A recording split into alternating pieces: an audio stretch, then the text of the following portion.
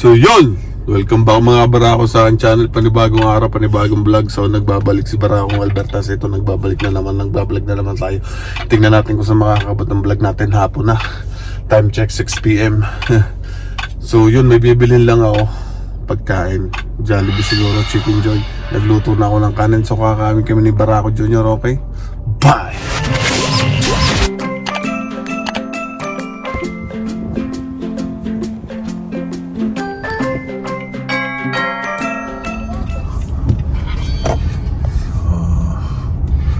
Drive-thru tayo ng Jollibee.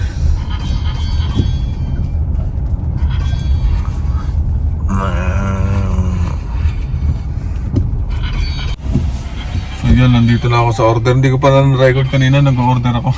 And may free ako na chicken sandwich kasi nakadami na ako ng bili, may free. So ito na yung order.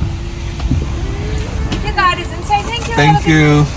So yun, daling ko lang yung chicken sandwich kay Mrs. kasi gusto daw niya. Basta original, hindi yung spicy. Masarap din kasi, wag lang masyadong spicy. So yun lang mga kabarako. Maganda yung weather ngayon, umaambon. Masarap mag-drive, kaya ako'y nag-uubos ng gas para mag-drive. So yun, punta lang ako kay Mrs. sa hotel. Bye. So yan, nakain na kami dito sa bahay. Si Barako Jr. nahataw na. Kanin. Nagluto ako ng kanin, tapos may chicken. For only $20, may free pa na chicken burger. So yun mga barako, kakain lang kami. Ay, ako'y nagugutom na. So, tikman natin muna. Pa-crispy ng konti. Oh, crispy.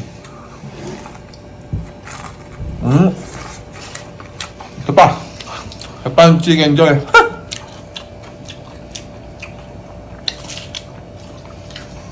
Harap. Yung pa rin ang lasa. Kalasa pa rin naman sa Pinas. So kakain lang kami mga barako. Kami ako na lang ulit tutuloy ang vlog o kaya bukas na lang ulit. Kailangan namang ang vlog natin ay pagkain lang naman ng Jollibee. Nakakasawa naman panoorin pagkagano'n. So ibang ganap naman ang ating gagawin dito sa vlog natin. So tingnan natin kung ano ang mangyayari. Kung mukbang ba naman naman. Let's go. Tingnan natin kung anong mangyayari. Kakain muna ako dahil nga ako'y gutom na ulit-ulit. Bye! So yun mga kabarako, magandang araw again. So kadugsong lang to ng vlog natin kahapon. Hindi ko natapos. So try natin tapusin ngayon. Tatapos ko lang din ang work. So tapos na ang work ngayong araw. Ganun lang kabilis. Cloudy day today. Ating forecast, cloudy day. So let's see kung saan makakarating ang vlog na to. Tatry kong tapusin ngayong araw para may ko naman sa may upload para sa mga masugid kong tagapanood. Parang ang dami sa million viewers ko. So yun lang mga kabarako, mamaya na lang ulit. Okay?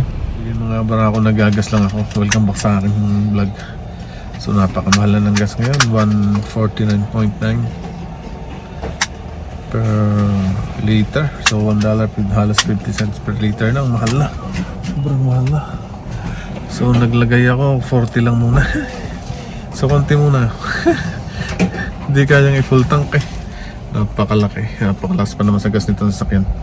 So yun, tuloy lang ang vlog na ito. Gusto lang ito ng vlog natin nung nakarang araw. So let's go. So yun mga kabarako, meron kaming camping bukas. So overnight bukas sa Aspen Beach.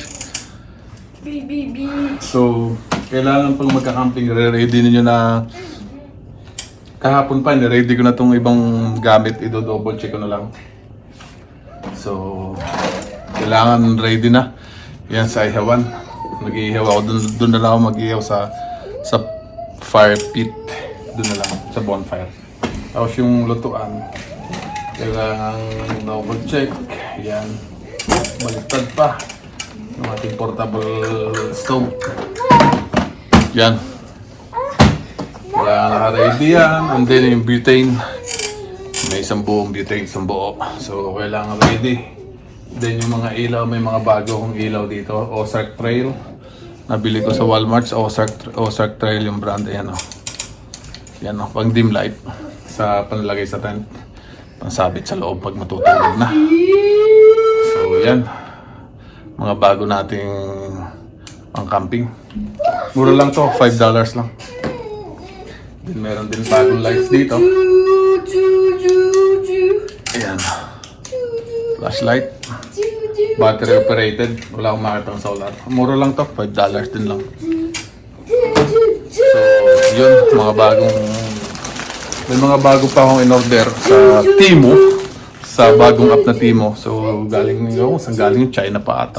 Hindi pa dumarating. Kala ko aabot ngayon. So, sa susunod na camping na lang siguro yun. Hindi siya umabot. Ay, kailangan ready lahat. Pagkain. Naka-ready na yung pagkain. Nasa fridge. Yung lulutuin para sa hapon. Then yung mga chicha. Nakalagay na rin dito.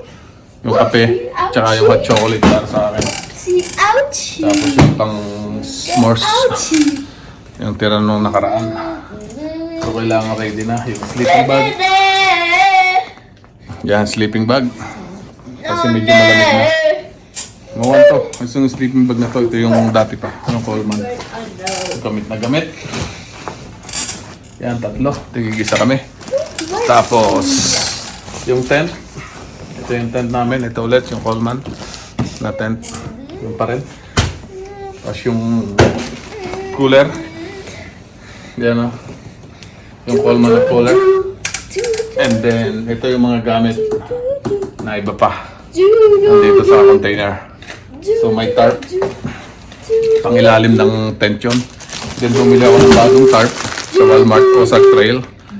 Sa halagang $15, $14.97. So ang laki niya ay 9 feet by 12 feet. So medyo malaki ka. Igaganon ko siya na tarp. Pang taas. Kasi medyo maulan na ngayon eh. Mahirap na pag umuulan. Then ito yung bago namin Intex na airbed. Mataas to. Mataas na airbed. So, mataas siya. And then self-inflate siya and self-deflate. So, sasaksak lang sa kuryente. May may air pump na siya. Magkawa na siya ng kanya. Mag-i-inflate na. Kaya maganda yan. So, yun lang. Yung sasakyan, ready na rin. Na-check ko na. Kailangan double check yung sasakyan pa magka-camping. Malapit lang naman dito yung mga wala pang isang oras. So, sa beach yun. Makikita niyo yung location sa sunod kong vlog. Yung aking camping vlog na susunod. So, yun. Kailangan ready rin ng yung ice. Bukas na yung ice para dito. Para sa mga drinks. May drinks na din. May tubig na. Ready na yung tubig. Tubig na lang yung mineral yung aking dinala. Para madali. Kasi may bata kami. Pinaglalaruan niya yung water faucet eh. Pag faucet. So ano pa ba? So yun. Ibang gamit yung upuan. Nandun na sa sasakyan. Nakarga ko na. Tsaka yung duyan ang tawag doon. Basta yun. Nangangawit ako. Kailangan ready yung ating battery. Yung ating ano pa ba? Siyempre, yung mga damit. Yung ganun na mga ready pa magka-camping yung mga lulutuin. Yung uling, kung uling ang gagamitin. Kung butane. Yung firewood, meron na doon. Sa campsite na yung firewood. So, hindi na problema. Yung mga plato, meron na akong yung lutuan. Nandiyan na din. Set up ko na lang yan. Hindi ko na isa-isahin yung laman niya kasi yun naman yung dati. Yung lutuan, yung pangluto, lahat. Nandiyan. So, bukas ang alis namin. Kasi ang check-in dito ng mga campsite ay 2 p.m. Then ang check-out 4 p.m. So, isang araw kami. So, ang weather forecast medyo cloudy bukas. Hindi ko alam. Sana umulan para mas maganda, mas masaya pag umuulan eh. May thrill ng kaunti. So, kailangan ready nga yung mga battery ng kung ilaw ay battery. Yun, ang table, mayroon na din. Hindi rin dumating yung folding table ko na order. Tsaka yung ihewang ko. So, sayang di umabot. Sa susunod na lang. So yun, pakita ko na rin sa inyo ang laman ng wala to, box na to. So yun nga, ito lalagyan natin ng ihawin na ulam bukas o lulutuin. Yan. So may plato na, disposable na lang. Tapos yung lutuan. Yan. And then bigas. Siyempre may bigas. Then may dalawang ilaw dito. And then pangluto. Nandito yung mga pangluto. Chopping board. So yan. Lalagyan ng itlog bukas. Sa itlog. Ayan. Water pump. Ito panghigaan. Yoga mat. May yoga mat pa ako dun. So yun lang. Ito yung mga ilaw, mga tali. Maganda tong airbed na to. Yun, camping na naman. Matatapos na yung camping season. Isang buwan na lang mahigit. Mga 2 months na lang. Tapos na naman yung camping season. So, kailangan hatawin na ang pagka-camping. Masarap din kasi pag nagka-camping nakaka-relax eh. Mura lang naman yung bayad sa campsite. Sa $40 lang naman yung per night nga. So yung mga gamit naman halos kumpleto na. Nagdadagdag na lang ako. Iba pang naiisip na idagdag. Sa mga napapanood na mga vlogs. Lalo sa Pinas, magaganda yung mga setup ng mga vlogger na campers eh. Hindi na kasi basta mabili dito yung mga gamit na iba eh. Kailangan online. So ngayon nakakita na ako ng online na pwedeng orderan ng mga ganun. So yun. Hinihintay ko pa lang. Sana nga dumating na. Soon. Na-order na ako. Bukas. So yun lang. Kita-kits na lang tayo sa bat. Thank you again for watching. Peace.